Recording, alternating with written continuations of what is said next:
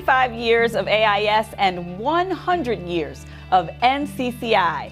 This year's annual Insight Symposium was a double momentous occasion, offering the insights the workers' compensation industry has come to rely on for key decision making. I'm Sheila Fordson. Welcome to NCCI's Insights Video Edition.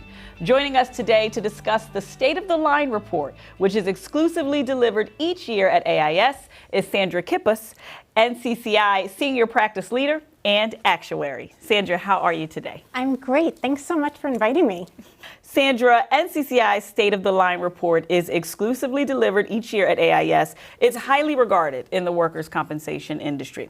Chief Actuary Donna Glenn covers the trends, cost drivers, and significant developments shaping the workers' compensation landscape. What were some of the key insights she delivered this year? Yeah, so overall, workers' comp results look healthy and strong for the industry. Direct written premium for private carriers was up 11% in 2022 over 2021. It had gone down significantly in 2020 when COVID hit, then back up again in 2021. Now we're back to pre-pandemic levels. Payroll and rate are what drives premium. Payroll is up, unemployment is back to pre-pandemic levels, and wages have increased significantly. But offsetting that, loss costs have been coming down. Calendar year combined ratio for 2022 was an 84%, 3 points lower than the prior year, the 6th year under a 90, and the 9th year under 100%. The accident year combined ratio for 2022 was a 97, also 3 points lower than prior. And keep in mind, the 97 is as reported by carriers, but NCCI expects the ultimate combined ratio to come down at an 86, considerably lower. So that is a lot of detail, a lot of information. What does all of this mean for the workers' compensation industry?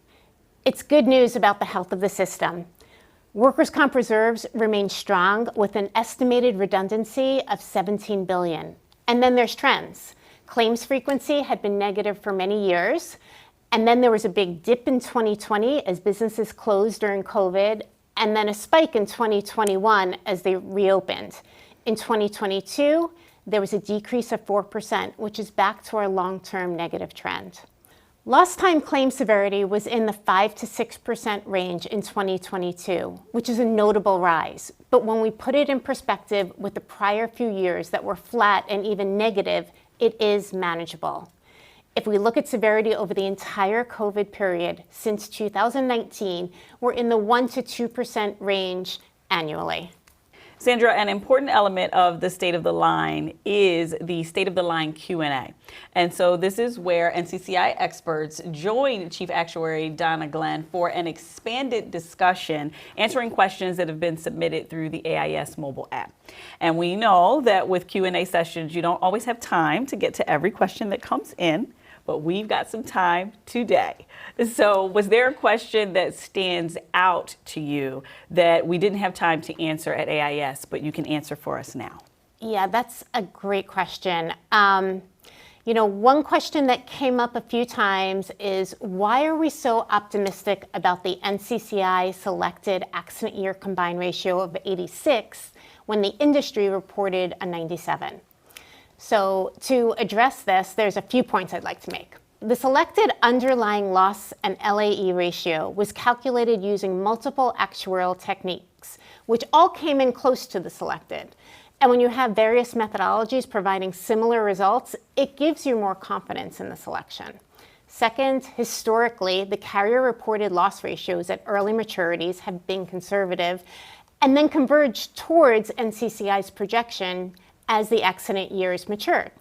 So there's a pattern of this behavior that we believe is repeating in 2022. And then also, as I mentioned earlier, the carrier's reported combined ratio is 3 points lower in 2022 than it was in 2021, which indicates they believe the loss experience is better in 2022 than 2021. The AIS Highlights report contains a wealth of State of the Line resources, including the State of the Line Guide. Sandra, please talk about how the guide aligns with the presentation and how folks can use it as a resource. At ncci.com, you can find the State of the Line presentation slides, a video of the live presentation from AIS given by our Chief Actuary, Donna Glenn, and a presentation guide.